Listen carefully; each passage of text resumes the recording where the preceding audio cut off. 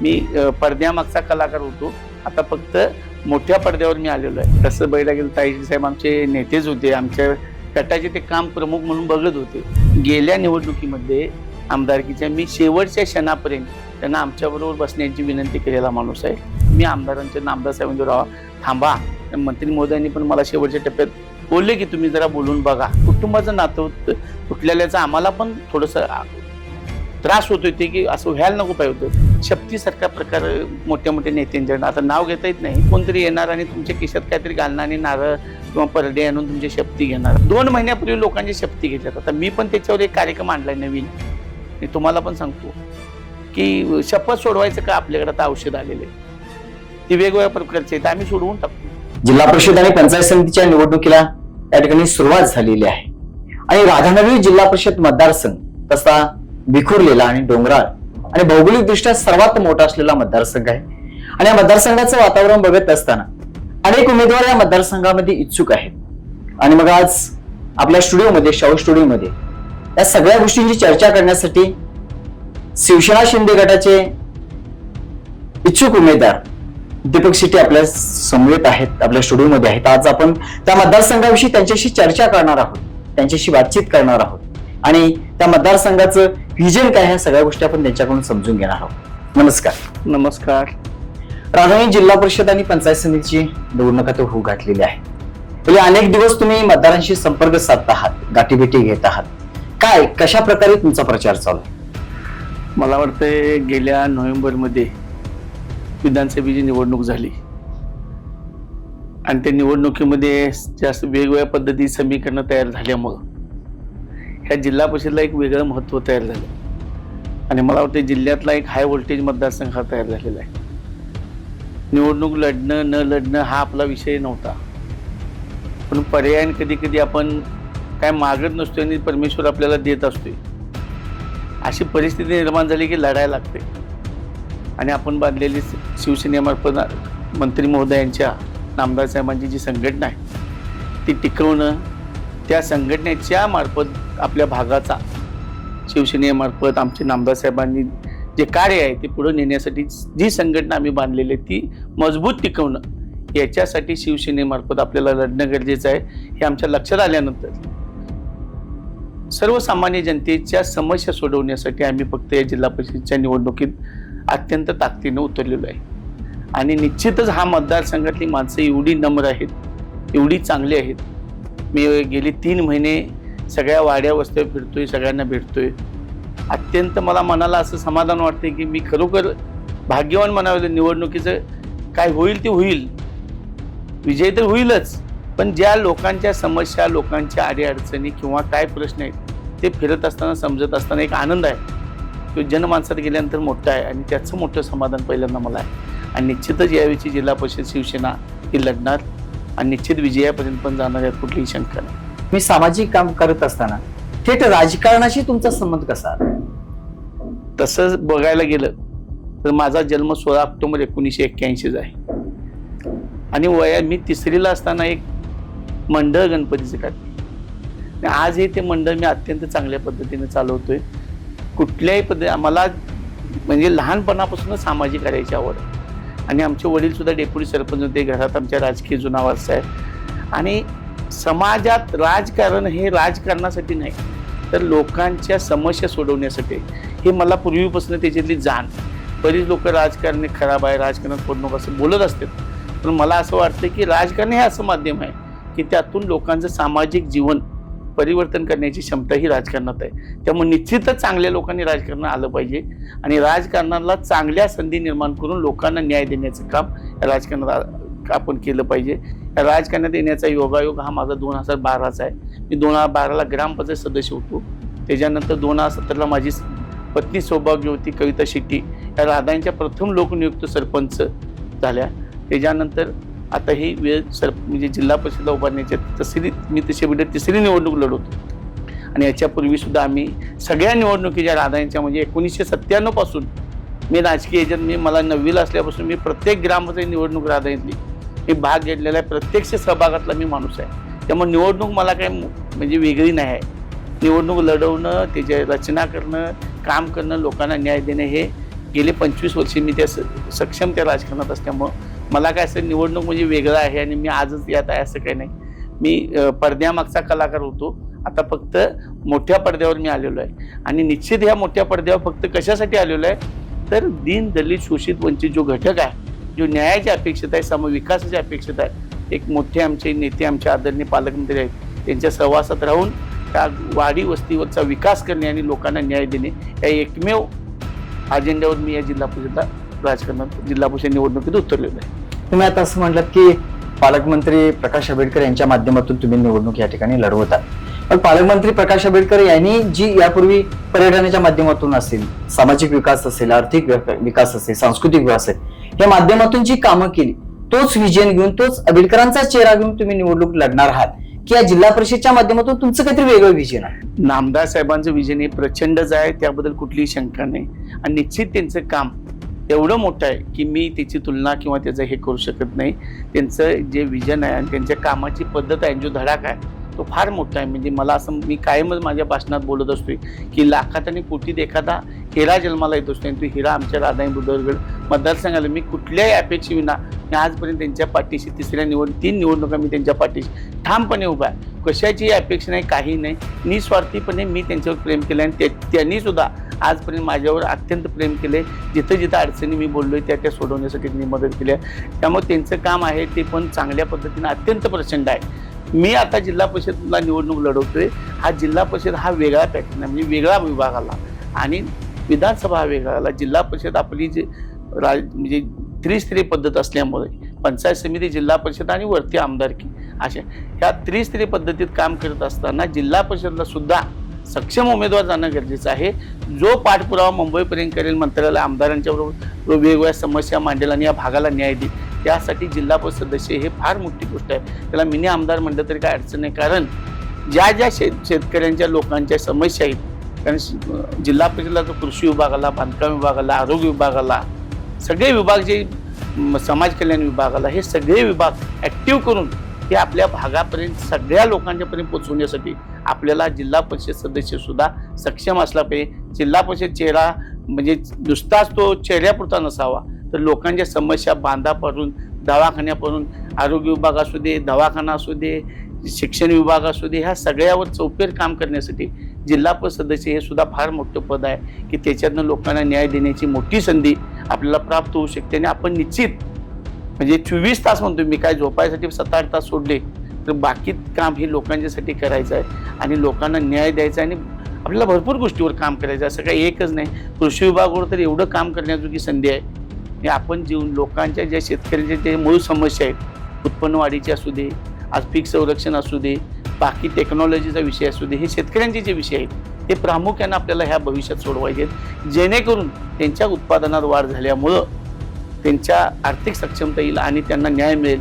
हे आपल्याला शासकीय धोरणे असू देत, तिचे अंमलबजावणी, वेगवेगळी ट्रेनिंग असू देत, हे आपल्याला त्या माध्यमातून सोडवायचे आहेत आणि निश्चित आपल्याला त्यावर जिल्हा परिषद सदस्य म्हणून फार मोठं काम करायचं आहे. दीपक शेट्टी चेहरा नवीन आहे, सामाजिक काम करतोय, पण आज राजकारणात प्रत्यक्ष आज तुम्ही सामोरे जात आहात. चेहरा नवीन आहे असं समोरच्या बाजून बोललं जाते, काय सांगाल याविषयी? ह्या म्हणजे दुनियेत बघा, प्रत्येकाचे विचार वेगळे, आचार वेगळे. चेहरा नवीन नाही, माझा जनसंपर्क जो आहे किंवा माझा मित्र परिवार आहे तो एवढा मोठा आहे की मी तो जपलेला आहे आणि तो मला लहानपणापासून मित्र जपणे, ज्येष्ठांच्या बरोबर आदर राखणे, लोकांची सेवा करणे हे माझा मूळजात स्वभाव आहे. तो म्हणजे स्वभाव एवढा मला चांगला आहे. आज माझ्याकडे 100-200 मुलं माझा प्रचार करतात, लोकांना सांगतात. मला अभिमान आहे. म्हणजे मी कुठल्याही कुणालाही मी म्हणजे काय दिलंय किंवा काय घेतलंय असं नाही, फक्त एक प्रेम आणि निस्वार्थी जपलेलं प्रेम. या प्रेमाच्या पोटी मी एवढी लोकांच्या सेवेत आहे. मला म्हणजे एकदा असं भावनिक होता येते की एखादा म्हातारा माणूस सुद्धा आमच्या घरातून म्हणतो, दीपकराव तुम्हाला आम्ही यंदा मदत करणार आहे. तेव्हा आपल्याला म्हणजे एवढं वाटतंय की खरोखर कुठंतरी आपण काहीतरी केले लोकांसाठी आणि आपण करत आलोय. आजच नाही, आमचे वडील असू दे, आमचं एक 40 माणसांचं कुटुंब होतं पूर्वी राधानगरीत एकत्र. त्या आमच्या सगळ्या कुटुंबामार्फत प्रत्येकाची सेवा, प्रत्येकाला आदरानं वागणे, प्रेमाने बोलणे हे आम्ही करत आलोय. आज वाकीगोसारखा भाग असू दे, पडसाईसारखा भाग असू दे, ह्या सगळ्या भागात आमच्या जुन्या ओळखी आहेत, आमची नाती आहेत, जी जपलेली नाती म्हणतो मी, जे काय ह्याच्या पलीकडली नाती आहेत ती आम्ही जपल्या आणि ते आज प्रचार करताना मला असे जाणवतात की कुठं कुठं आमचं नाव वडिलांचं असू दे, चुलत्यांचं असू निघते आणि लोक आमच्याबद्दल चांगलं बोलतात त्यावेळी निश्चितच मला अभिमान वाटतो. ग्रामपंचायतच्या माध्यमातून तुमच्या सहभागी सरपंच 5 वर्ष होत्या. मग त्या राजकारणाच्या अनुषंगानं तुम्ही आणि अभिजित ताई शेट्टी एकत्र होता. मग असं काही बिनसलं की तुमच्यामध्ये फाटलं आणि तो दुरावा निर्माण झाला? तसं बघायला गेलं ताई साहेब आमचे नेतेच होते, आमच्या गटाचे ते काम प्रमुख म्हणून बघत होते आणि आम्हाला काय त्यांच्याबद्दल काय असं म्हणजे चुकीचं किंवा आमचं त्यांचं काय वैयक्तिक वाद किंवा विवाद नाही. हे राजकीय समीकरण अशी झालेली आहे की त्या समीकरणात हे आता झालेलं आहे. गेल्या मी म्हणजे अगदी सत्सद विवेक बुद्धीनं तुम्हाला या ठिकाणी सांगतो, गेल्या निवडणुकीमध्ये आमदारकीच्या मी शेवटच्या क्षणापर्यंत त्यांना आमच्याबरोबर बसण्याची विनंती केलेला माणूस आहे. म्हणजे मी ते अजून मला बऱ्याच ठिकाणी हा प्रश्न विचारत येतोय प्रचारात असताना की तुमचं असं काय झालं, तर मी म्हणलं असं झालं नाही.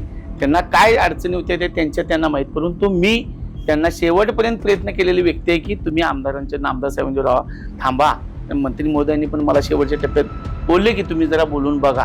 ते मी त्यांना घेऊन मला अजून तो दिवस आठवतोय दिवाळीचा 2024चा विलास डवरचं फार्म हाऊस. तिथे मी 5-6 लोक ते घेऊन आले. मी 5-6 लोक जी दोन्हीकडनं आम्ही बसलो, 9ला बसलो, दुपारी 2 वाजेपर्यंत मी त्यांना विनंती केली की आपल्याला ह्या प्रवाहाबरोबर राहायचं आहे. कारण KP साहेब हे आमचे स्वाभाविक राजकीय विरोधक आहेत. जे गावात आमचं राजकारण चालतंय भागात ते आमचे KP साहेबांच्या राष्ट्रवादीच्या विरोधात चालते आणि आपल्याला स्वाभाविक त्या गटाबरोबर जाता येणार नाही. हा माझा म्हणजे मी क्लिअर आणि स्पष्ट बोलणारी व्यक्ती म्हणून मला राधानीत ओळखलं जाते. मी कधी असं मागे पुढं कधीही बोलत नाही. आजही कुठे जरी विचारलं तर मला कोणी म्हणणार नाही. मी स्पष्ट बोलणारी व्यक्ती आहे. मी त्यांना त्यावेळी बोललो असं झालं पाहिजे, आपण एकत्र राहिलं पाहिजे आणि आपला गट हा आपलं कुटुंब आहे, आपण हे जपलं पाहिजे. त्यांच्या काहीतरी वैयक्तिक अडचणी असतील तेव्हा काय आपल्याला जास्त खोलात जाता येत नाही, परंतु त्यांनी निर्णय घेतला. मग तो निर्णय घेतल्यामुळं माझ्यासारख्या सर्वसामान्य कार्यकर्त्यांना जी काय आपले प्रेमानं जोडलेला आमचा गट होता, आमचे प्रमुख नेते राधानीतले आहेत, जे गावात मी म्हणजे पूर्वी ग्रामपंचायत एक पॅनेल केलेला माणूस आहे. म्हणजे मी काय असं सांगत नाही, 2012ला सुद्धा आम्ही एक प्रमुख काही लोकांनी पॅनेल केलं, आम्ही ते पूर्ण पॅनेल आलेलं आहे. त्याच्यानंतर सुद्धा त्या प्रमुख नेत्यांवर आमचं काही जमलं नाही. नंतर 2017ला ताईड साहेब आम्ही पॅनेल केलं, त्यांना आमच्या सौभाग्य होती 700 मतांनी सरपंच झाल्या. त्यामुळे एक कुटुंबाचं नातं होतं फुटलेल्याचं आम्हाला पण थोडंसं त्रास होत होते की असं व्हायला नको पाहिजे होतं. की ती गोष्ट घडली त्याला आपण काही करू शकत नाही.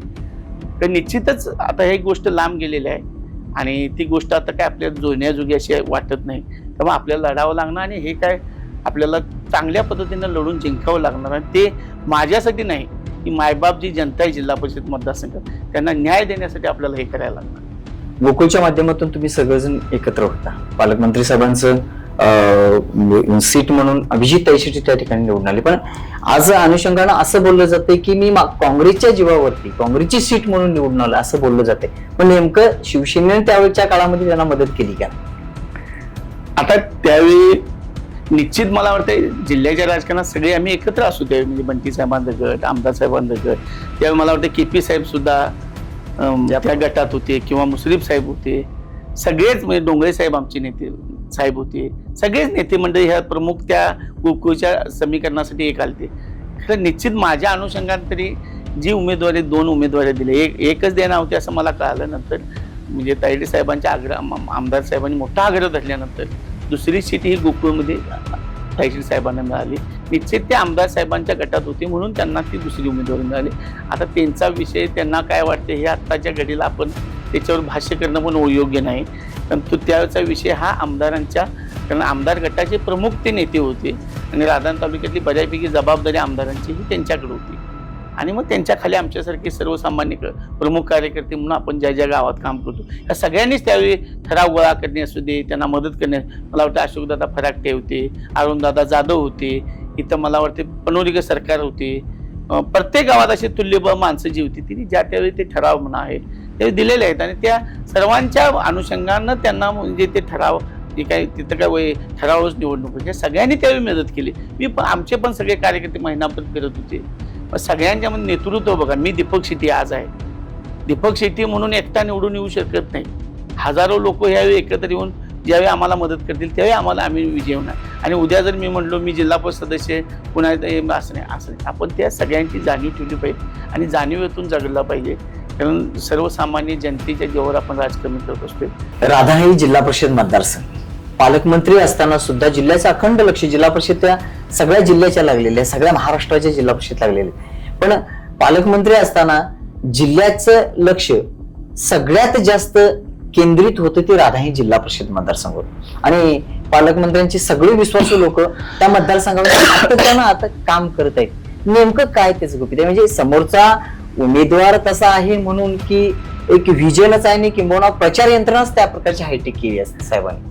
नाही, असं म्हणता येणार नाही. शेवटी निवडणूक असते आणि ती असक्षमपणानंच लढवलं जाते. आपण एखादी ग्रामपंचायतीची जरी निवडणूक लढवत असलो आणि 300-400 मतं असली तरी बी आपल्याला घराघरावर व्यक्तीवर काम करायला लागतं, त्याशिवाय विजय प्राप्त होत नाही. त्यामुळं असं काय म्हणण्याचा अर्थ नाही की कुठली वेगळी यंत्रणा किंवा वेगळं काय चालू आहे. माझ्या मतानं समोरचे लोकच आता गणपतीपासून ह्या निवडणुकीच्या ह्याच्यात आहेत.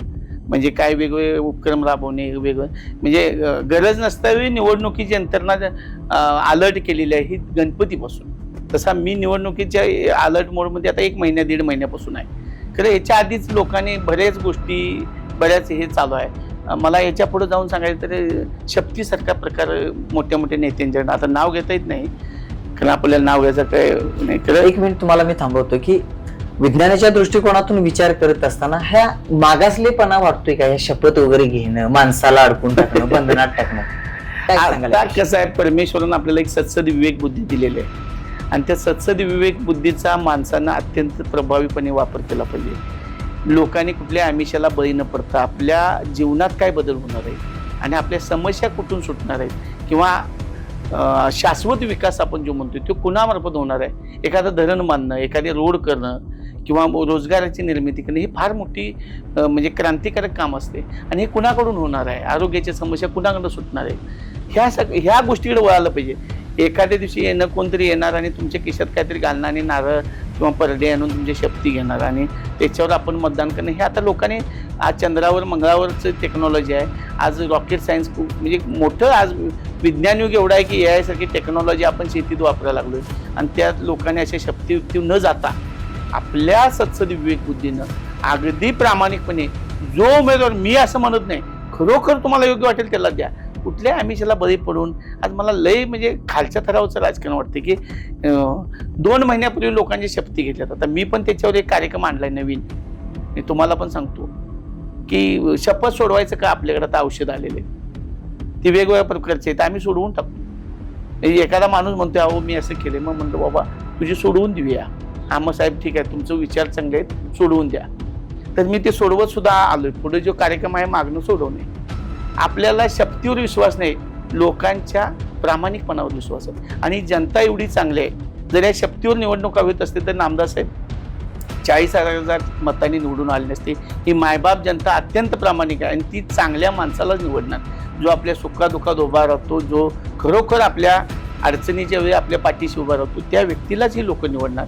आजपर्यंतच्या जीवनामध्ये मी कुटुंब किंवा माझं घर हे कधी बघितलेलं नाही. ज्या माणसानं मला ज्यावेळी बोलवले त्या ठिकाणी मी उपलब्ध असणारा माणूस आहे.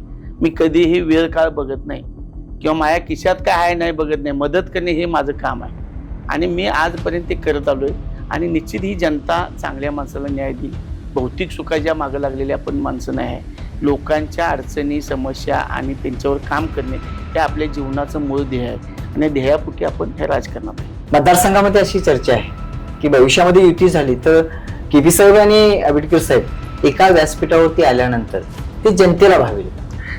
आमच्या मतदारसंघात तरी तसं अजिबात भावणार नाही, कारण हे स्वाभाविक जनता ही फार हुशार असते आणि असं काय होईल असं मला अजिबात वाटत नाही. आणि तशी कुठेही चर्चा किंवा हे काही लोकांनी आमच्या उठवलेलं आहे.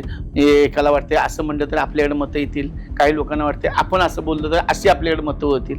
तशी कुठलीही शक्यता नाही. शिवसेना हे उमेदवार जिल्हा परिषदला निश्चित असणार या मताचा मी आहे आणि शिवसेनेला म्हणजे आमच्या नामदार साहेबांच्या गटाच्या मार्फत आम्हाला उमेदवारी मिळेल अशी आशा आहे आम्हाला. आणि कुणीही काही म्हणजे चुकीच्या भ्रम किंवा हे प्रश्न युती होतात वेगवेगळ्या ठिकाणी, तर या ठिकाणी युती होईल अशी ती मात्र शंका नाही. आणि त्यांचं पूर्वीपासून म्हणजे राष्ट्रवादीने आमचे गेले 2-3 निवडणुका आमदारकीच्या ह्या विरोधात झाल्यामुळं तसं काय होणार नाही. ही काय सहकार्याची निवडणूक नाही, ही जनतेतली निवडणूक आहे. त्यामुळे जनतेच्या आपण अभ्यास करूनच ही निवडणूक होणार आहे. त्यामुळे तसं होईल असं मला अजिबात वाटत नाही.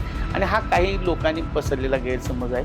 तर मला तरी आजपर्यंतच्या एवढ्या ह्याच्यात कधी वाटलेलं नाही की तशा प्रकारची युती होईल, न रुचणारी युती होईल असं मला वाटत नाही. राधानी जिल्हा परिषद मतदारसंघामध्ये आता तुम्ही बोला बोलल्यासारखं म्हटल्यासारखं की राष्ट्रवादीचा म्हणजे के पी पाटील गटाबरोबर आपली युती होणार नाही, मग राहिला कुठला भाजप आणि शिवसेना यांची युती होईल का? तशी होऊ शकते, ती स्वाभाविक युती आहे आणि ते काय म्हणजे शिवसेना भाजप युती हे रुचणारे आहे, म्हणजे असं काही मला असं त्याच्याबद्दल म्हणजे हे म्हणायचं नाही. कारण शिवसेना भाजप हे आम्ही गेले तीन टर्मला आमदार केलं एकत्रच आहे आणि त्यांचे आमचे मिळते जुळते स्वभाव आहेत, परंतु त्यांच्या पण काही लोकांची मागणी आहे.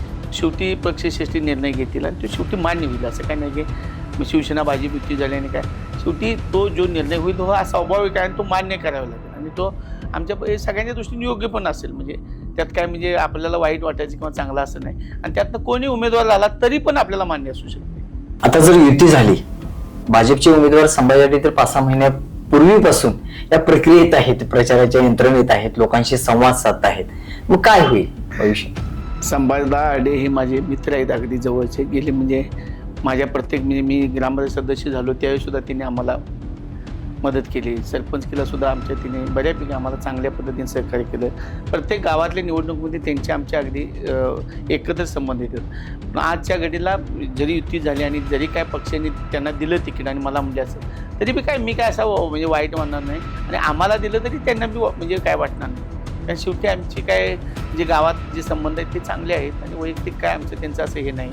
जे काय होईल बाबा उद्या पक्षश्रेष्ठीने मला दिलं तरी त्यांना वाईट वाटू नये आणि त्यांना दिलं तरी मला वाईट वाटू नये, परंतु सगळा गट तड सगळ्या गावात असणारा विस्तार पक्षाचा सगळ्या गोष्टी तपासून निर्णय घेतील. असं आपण वैयक्तिक त्यांची उमेदवारी माझी उमेदवारी म्हणण्यात आणि आमच्यात वाद करण्यात काय अर्थ नाही. ते दोन्ही आम्ही मित्र आजही आमचं बोलणं असते भेटतात ते काय पक्षश्रेष्ठी जो निर्णय हो शिवसेना भाजप ह्या युतीमध्ये आपल्याला जे काय निर्णय देतील ते अत्यंत आपण प्रामाणिकपणे स्वीकारू.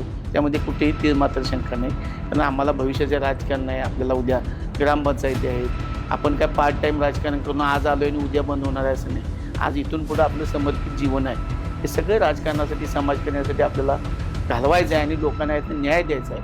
दीन दलित शोषित वंचित जे घटक आहेत जे माणसं अडचणीत आहेत त्या सगळ्यांना राजकारणात समाजकारणातनं राजकारणातनं कुठं मदत होईल ती करायची आहे. ह्यासाठी आपण राजकारणात आहे. त्यामुळं निश्चितच आपण सर्वजण आम्ही एकत्र राहू आणि चांगल्या पद्धतीचं काम करू. निश्चितच मग या शाहूनीच्या अनुषंगानं आपण जनतेला काय संदेश द्याल की राधानगरी जिल्हा परिषद मतदारसंघामध्ये 2 महिने तुम्ही फिरता आहात, लोकांशी संपर्क साधता आणि मग आमच्या नेत्या माध्यमातून काय संदेश द्याल? जनतेला माझी एक कळकळीची आणि आग्रहाची विनंती आहे की कुठल्याही भूलतापांना कुठल्याही प्रलोभनांना न बळी पडता अगदी आपल्या चांगल्या सत्सद विवेक बुद्धीनं आपल्या भविष्यासाठी आपल्या पुढच्या पिढीसाठी योग्य उमेदवाराला मतदान करा. आपल्या समस्या जाणून घेणारा, आपल्या घरात येणारा, आपल्याबरोबर बोलणारा, आपल्याला वेळोवेळी कधी बाबा हाही माझं तर उपलब्ध असणारा. कारण निवडणुकीपुरतं लोकांच्या घरात जाणे, लोकांच्यावर बोलणे, त्याच्यापेक्षा बाबा कधी आलं तरी उपलब्ध होणार, कुठं बोलवलं तरी येणार, कुठलं समस्या असेल तर सोडवणार, अशा व्यक्तीला तुम्ही मदत करा. राजकारण करत असताना काही लोकांना प्रतिष्ठेसाठी आणि पदासाठी निवडणूक जिंकायची असते. माझ्यासारख्या सर्वसामान्य कार्यकर्त्याला जी निवडणूक जिंकायची किंवा लढायची ती तुमच्या समस्या सोडवण्यासाठी आणि लोकांच्या विकासासाठी निवडणूक लढवणारा मी एक कार्यकर्ता आहे. म्हणून निश्चित कुठल्याही भूलतापांना ह्या शपथ ह्या असल्या गोष्टींना न बळी पडता अगदी प्रामाणिकपणे आपल्याला एवढं म्हणजे बाबासाहेब आंबेडकरांनी घटना लिहिली तर मतदानाचा अधिकार दिला, तो गुप्त आहे. म्हणजे का दिला आहे गुप्त? एवढा त्याला मला वाटते साईडनं असा पुट्टासुद्धा असतो की आत काय केलं आहे ते कळू नये. मग गुप्त मतदान आहे. कुणालाही काय न भिता न डगमगता कुठल्याही आणि तसं कुठं जर काय आढळलं तुम्हाला आणि तुम्हाला वाटलं तर निश्चित मला फोन करा. मी एक म्हणजे मदत करणारा आणि चुकीच्या गोष्टीला विरोध करणारा माणूस आहे. त्यामुळं अशा गोष्टी थांबवूया आणि आपल्या राधानगरी जिल्हा परिषद मतदारसंघाला एक चांगला म्हणजे मी म्हणतो मला काही फार मोठं नाही, माहेरका जर जिल्हा परिषद सदस्य झाला तर जिल्ह्यातला मी आदर्श जिल्हा परिषद सदस्य असू शकतो हे मी तुम्हाला ठामपणे सांगतो. कारण वेळ देऊन काम करणारा, अभ्यास करणारा, वाचन असणारा आणि लोकांना न्याय देणारा असा मी एक व्यक्ती आहे. आणि निश्चित लोकांनी माझ्यासारख्या सर्वसामान्य कार्यकर्त्याला बऱ्याच जणांना संधी दिली आहे. मी ओपन कॅन्डिडेट आहे. म्हणजे भविष्यात जरी आरक्षण ओबीसी पडलं किंवा इतर पडलं तर माझ्यासारख्याला न्याय मिळू शकत नाही. मी ओपन कॅन्डिडेट आहे. आपण ओपन असल्यामुळे आम्हाला परत संधी मिळेल का नाही असं सांगता येत नाही. परत पुढचे ओबीसी पडलं किंवा आणि कुठलं आरक्षण पडलं तर आपण त्यात बसू शकत नाही. आणि त्यामुळे ह्यावेळी ओपनमधनं असल्यामुळे मला संधी मिळाली. ओपन कॅन्डिडेट असल्यामुळे मी एक संधीचं सोनं करू शकतो. मग निश्चित लोकांनी माझ्यासारख्या सर्वसामान्य कार्यकर्त्याला संधी द्यावी आणि निश्चित आपण चांगलं काम करू. आपण आलात आमच्या शाहू न्यूजच्या स्टुडिओमध्ये दिलखुलास आणि मनमोकळीपणाने गप्पा केल्या त्याबद्दल आपले धन्यवाद. नमस्कार.